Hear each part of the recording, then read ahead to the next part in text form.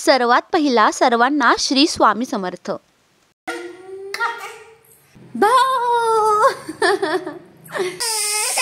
तुला काय झालं?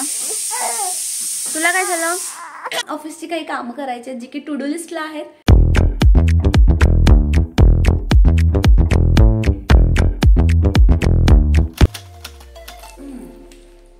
सकाळ सकाळी माझी आईची ड्युटी चालू झालेली आहे, तर ती नेहमी 24 तास चालूच असते, पण नवीन दिवसाची नवीन सुरुवात।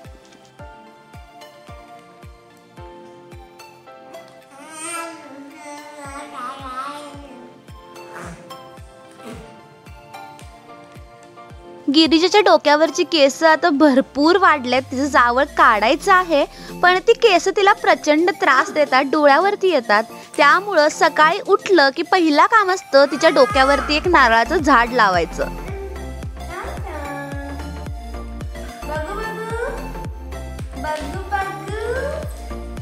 Good morning.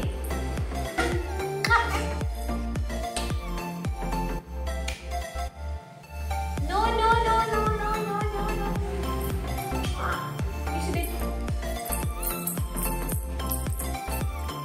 काय करणार आहेस तू? तू माझी व्हिडिओ करणार आहेस? इकडे ये ये ये ये ये। काय करते तू? Good morning. Good morning.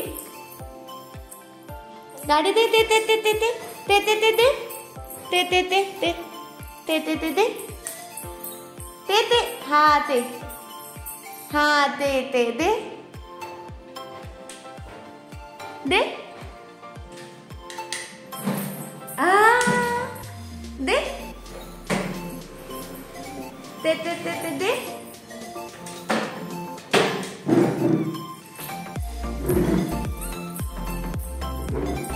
काय करते? ते बसायचं नाहीये। No no no no. काय उठलं? चल।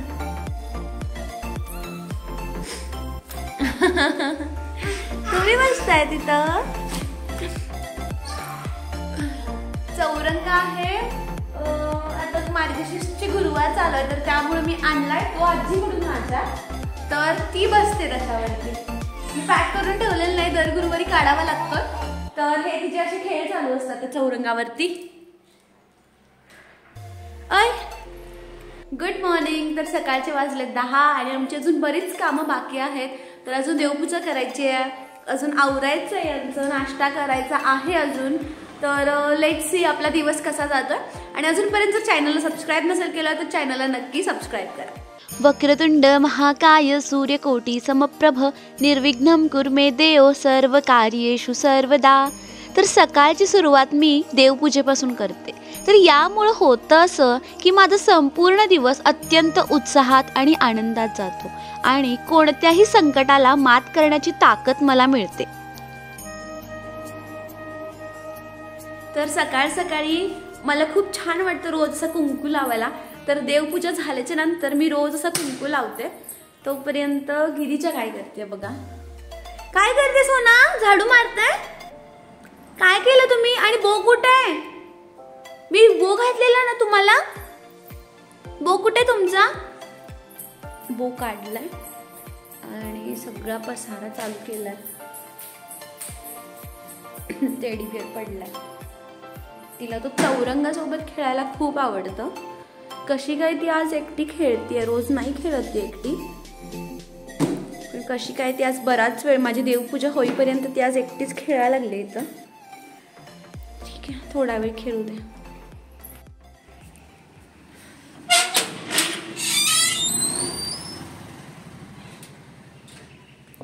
बाहेर जाऊया। काळू दारात सुटतात सकाळी, कोणी ना कोणीतरी गेट उघडलं की सुटतात। राजा कुठे आहे? हे दार बसते थोडा वेळ ती उन्हाला बाहेर।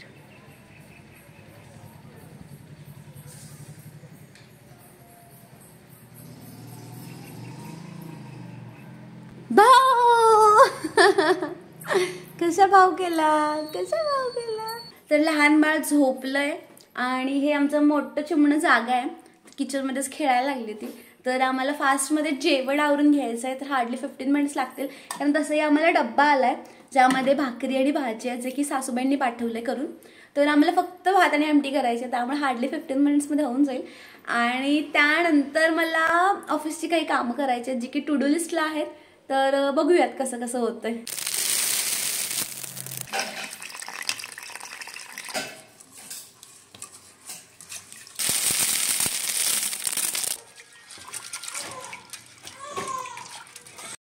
तर सकाळचं जेवण शक्यतो मी लवकर आवरायचा प्रयत्न करत असते. इथं मी भात आणि डाळ लावते आणि डाळमध्येच मी टोमॅटो घालते, म्हणजे नंतर मला फोडणीला जास्त वेळ नाही लागत. आणि इथं मी दूध गरम केलं गिरिजासाठी. तर दोघी पण झोपल्यात आता आणि दुपारची वेळ झाली आहे. तर लकीली दोघी झोपल्यात, कारण खूप कमी वेळा असं होते की दोघी एकत्र झोपतात, एक कोणतरी जागा असतंच. तर लकीली मला आता वेळ मिळाला थोडंसं काम करण्याचा. तर हा आहे माझं स्टडी टेबल.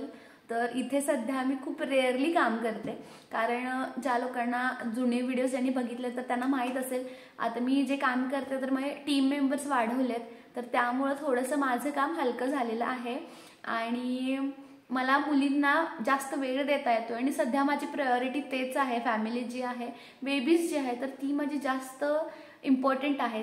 ते दोघं माझ्यासाठी, तर ती माझी पहिली सगळ्यात प्रायोरिटी आहे. आणि त्यानंतर काम तर आहेच, काम तर आपल्याला करायचंच आहे. तर मला पर्सनली मला काम केल्याशिवाय समाधान मिळत नाही. तर कंटिन्युअसली बिझी मला राहायला लागते. तर थोडासा वेळ निवांत वगैरे असं मला नाही चालत. तर कंटिन्युअसली कशात ना कशात तरी बिझी राहायला लागतं. तर त्यासाठी मी हे काम चूज केलेलं आहे. आणि मला छान इन्कमसुद्धा होतो, घर बसल्या इन्कम होतो, म्हणजे माझ्या बाळांना बघून, घर बघून आणि हे काम बघून. तर मला त्यामुळे हे काम जे आहे तर ते मला खूप पर्सनली मला खूप जास्त आवडतं. आणि हे काय मी काम करते तर याचे मी काही व्हिडिओज बनवलेले आहेत, जुने व्हिडिओज आहेत, तर ते बघितले नसतील तर एकदा मी डिस्क्रिप्शनमध्ये त्याची लिंक शेअर करते. ते व्हिडिओज नक्की चेक करा, मी काय काम करते समजेल. तर मी सांगत होते की खूप रेअरली मला आता सध्या ह्या टेबलवरती बसायला मिळतं. तर माझ्या स्टडी टेबलची एक छोटीशी टूर तुम्हाला देते आणि त्यानंतर थोडंसं काम आहे तर ते करायचा प्रयत्न करते. काही कॉल्स करायचे तर ते करायचा प्रयत्न करते. या दोघी झोपलेत तोपर्यंत जर झालं तर ठीक आहे, नाहीतर मग पुन्हा ते पेंडिंगला राहतं किंवा मग ते पुन्हा टीम मेंबर्सना द्यावं लागतं.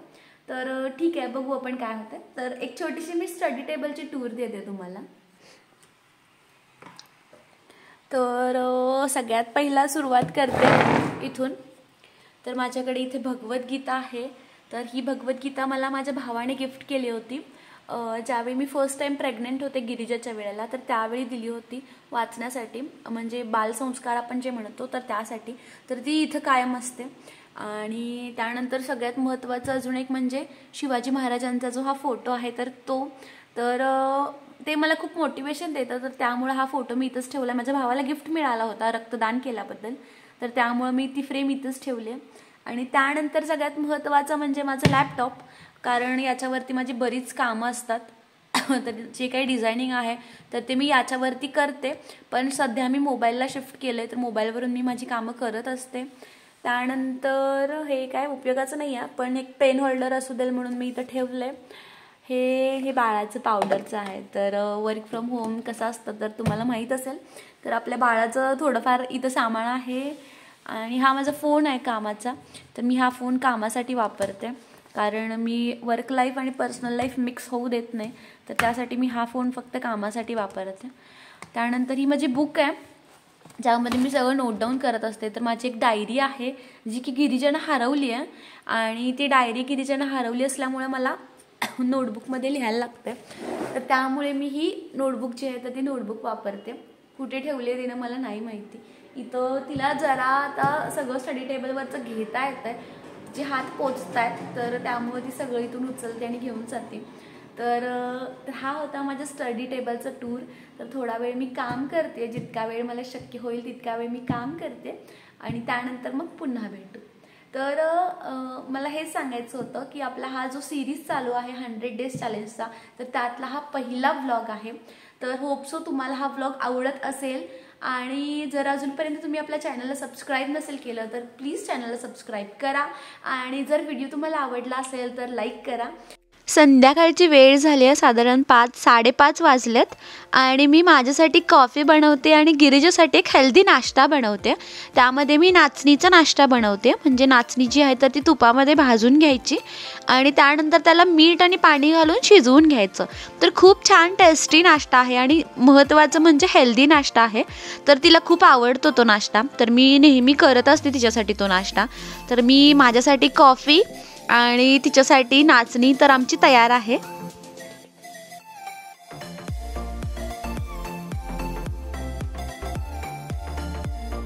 तर नाचणी भाजल्यामुळं आणि त्यामध्ये शिजवल्यामुळं ते चिकटून राहतं.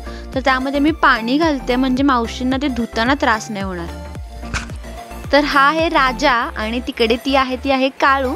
तर आम्ही नाश्ता करणार आहे आणि आज ते गेटच्या आत आहेत. तर त्यांना मी बिस्किट देते आणि त्यानंतर आम्ही नाश्ता करणार. काळू ये काळू ये ना.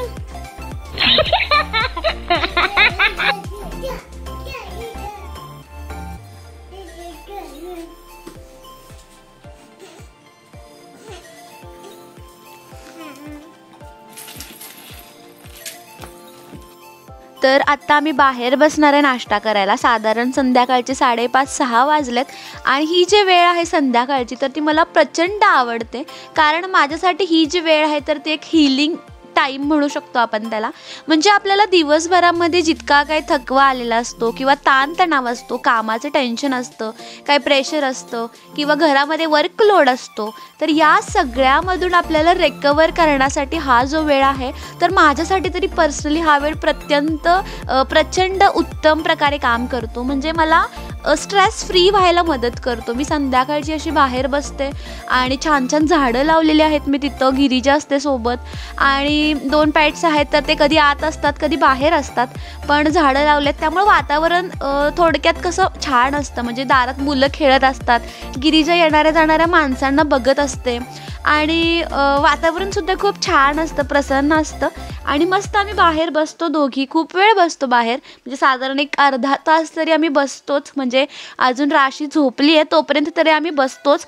आणि छान छान इथं मी झाडं लावलेत बघा, मनी प्लांट्सचे काही कटिंग्स लावलेत. तर याचा एक सेपरेट व्हिडिओ आहे तर तो मी डिस्क्रिप्शनमध्ये त्याची लिंक शेअर करते, एकदा नक्की चेक करा.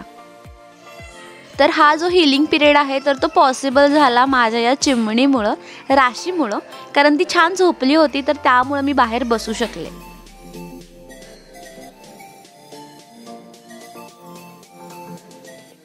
आता पुन्हा संध्याकाळच्या जेवणाची गडबड चालू असते. तर दूध आहे, दुधाला शाई आली आणि मला प्रचंड आवडते शाई. तर मी थोडंसं दूध घेणार आहे मला प्यायला. पण तुला काय